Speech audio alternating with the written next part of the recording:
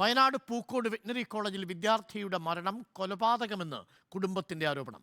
വിദ്യാർത്ഥികൾ ചേർന്ന് സിദ്ധാർത്ഥനെ കൊലപ്പെടുത്തിയെന്നാണ് പരാതി. മരണത്തിലെ ദുരൂഹത അന്വേഷിക്കണമെന്നാവശ്യപ്പെട്ട് ADGPക്ക് കുടുംബം പരാതി നൽകി. വാലന്റൈൻസ് ദിനത്തിൽ കോളേജിലെ വിദ്യാർത്ഥികൾ തമ്മിൽ പ്രശ്നങ്ങൾ ഉണ്ടായിരുന്നുവെന്നും സുഹൃത്തുക്കളും സീനിയേഴ്സും ചേർന്ന് മകനെ മർദ്ദിച്ച് കെട്ടിത്തൂക്കിയെന്നും സിദ്ധാർത്ഥന്റെ പിതാവ് റിപ്പോർട്ടറിനോട് പറഞ്ഞു. കോളേജുമായിട്ടുള്ള ഇഷ്യൂ എന്തോ പ്രശ്നം ഉണ്ടായിട്ട് റൂമിലോട്ട് വിളിച്ചുകൊണ്ട് പോയി. അവന്റെ ഏറ്റവും അടുത്ത കൂട്ടുകാരന്മാർ കുറച്ച് സീനിയേഴ്സും കൂടെ അവന് ബാത്റൂമിൽ കൊണ്ട് കെട്ടിത്തൂക്കിയിരുന്നു. തോർത്ത് അറിയില്ല. അവരുടെ ഫ്രണ്ട്സും അവരുടെ സീനിയേഴ്സും നമ്മളെല്ലാവരും ചോദിച്ചു, എന്താ മക്കളെ സംഭവിച്ചത്, എല്ലാ മക്കളെ സഹിച്ചത്, നിങ്ങൾ പറ. ആരും ഒന്നും പറയില്ല. മാനേജ്മെന്റിന് എല്ലാം അറിയാം. ഏറ്റവും കൂടുതൽ ഉത്തരവാദിത്വം ഒന്നുള്ളത് അവന്റെ മാനേജ്മെന്റിന്, DN എല്ലാവർക്കും അറിയാം. അവരെല്ലാം ഭീഷണിപ്പെട്ട് നിർത്തിക്കുകയാണ്. എല്ലാവരുടെ വായിന്നും ഒറ്റ ആൻസർ മാത്രമേ പറഞ്ഞോളൂ. പറഞ്ഞ് പഠിപ്പിച്ച മാതിരി എല്ലാവരും കരയണം. എല്ലാം ശരിയാണ്, അവർക്ക് വിഷമമുണ്ട്. അവരും കൂടെ പറ്റിപ്പോയി. ദീപക് മോഹൻ ചേരുന്നുണ്ട്. ദീപക്, ഈ സിദ്ധാർത്ഥനെ കൊലപ്പെടുത്തി എന്ന് കുടുംബം ആരോപിക്കാൻ കാരണം എന്താണ്? എന്ത് സംശയമാണ് അവർക്കുള്ളത് ആ വിഷയത്തിൽ?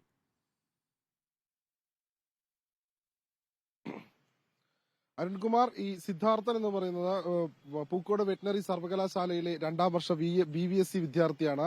കഴിഞ്ഞ 18-ാം തീയതിയാണ് സിദ്ധാർത്ഥൻ മരിച്ചു എന്ന് ഉച്ചയ്ക്ക് 2:30യോടുകൂടി സിദ്ധാർത്ഥന്റെ ബന്ധുക്കളെ ഈ പൂക്കോട് വെറ്റിനറി കോളേജിൽ നിന്ന് ഒരു വിദ്യാർത്ഥി വിളിച്ചറിയിക്കുന്നത്. അതിന് പ്രകാരം അവർ ഇവിടെ എത്തിയിരുന്നു. അന്ന് അതിന്റെ പിറ്റേ ദിവസമാണ് ഇവരിവിടെ എത്തിയത്. അന്നാണ് അറിയുന്നത് ഇത്തരത്തിൽ സിദ്ധാർത്ഥൻ തൂങ്ങി മരിച്ചു എന്നാണ് അറിയുന്നത്. പക്ഷേ പോലീസിന്റെ ആദ്യം പ്രാഥമിക അന്വേഷണത്തിൽ പോലീസ് രേഖപ്പെടുത്തിയിരിക്കുന്നത് ഇങ്ങനെയാണ്. അതായത് വെറ്റിനറി കോളേജിലെ ഹോസ്റ്റലിന്റെ ബാത്റൂമിലെ സൈഡിലുള്ള വെന്റിലേറ്ററിന്റെ കമ്പിയിൽ കാവിമുണ്ട് കുരുക്കുണ്ടാക്കി അതിൽ തൂങ്ങി നിൽക്കുന്ന നിലയിലാണ് സിദ്ധാർത്ഥന്റെ മൃതദേഹം കണ്ടു എന്നാണ് പോലീസ് പറയുന്നത്. അത് ഒരു തരത്തിലും ഒരാൾക്ക് ഇത്തരത്തിൽ ബാത്റൂമിൽ കയറി ഈ വെന്റിലേഷന്റെ കമ്പിയിൽ സ്വയം ആത്മഹത്യ ചെയ്യാൻ സാധിക്കില്ല എന്നാണ് കരുതുന്നത്. അതാണ് ഒരു പ്രധാന കാരണം. മറ്റൊന്ന്, കഴിഞ്ഞ വാലന്റൈൻസ് ഡേയുടെ അന്നാണ് ഈ സംഭവങ്ങളുടെ തുടക്കമെന്ന് സുഹൃത്തുക്കളും അതോടൊപ്പം മറ്റുള്ളവരും ഈ കുടുംബത്തിനോട്, അതായത് ഈ സിദ്ധാർത്ഥന്റെ മാതാപിതാക്കളോട് പറഞ്ഞു എന്നും പറയുന്നു. ഈ വാലന്റൈൻസ് ഡേയുടെ അന്ന് കോളേജിൽ വലിയ ചില പ്രശ്നങ്ങളുണ്ടായിരുന്നു. കോളേജിലെ വിദ്യാർത്ഥികൾ തമ്മിൽ ചില പ്രശ്നങ്ങളുണ്ടായി. അതിന്റെ തൊട്ടടുത്ത ദിവസം രാവിലെ സിദ്ധാർത്ഥൻ വീട്ടിലേക്ക് വരികയാണെന്ന് പറഞ്ഞു.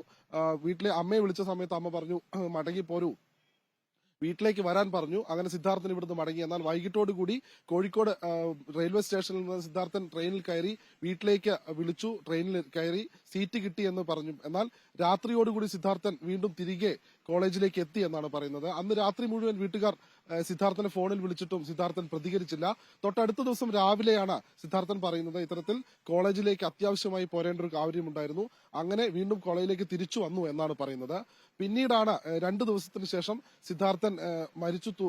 സിദ്ധാർത്ഥനെ ആത്മഹത്യ ചെയ്ത നിലയിൽ കോളേജിലെ ബാത്റൂമിലെ ഹോസ്റ്റലിലെ ബാത്റൂമിൽ ആത്മഹത്യ ചെയ്ത നിലയിൽ കണ്ടെത്തിയത്. നമുക്ക് എന്തായാലും ആ വിഷയം പോലീസ് ഗൗരവമായി എടുക്കും എന്നാണ് നമ്മൾ കണക്കാക്കുന്നത്. ദീപക്, സിദ്ധാർത്ഥന്റെ കുടുംബത്തിന്റെ പരാതി പോലീസ് പരിശോധിക്കും എന്ന് തോന്നുന്നു.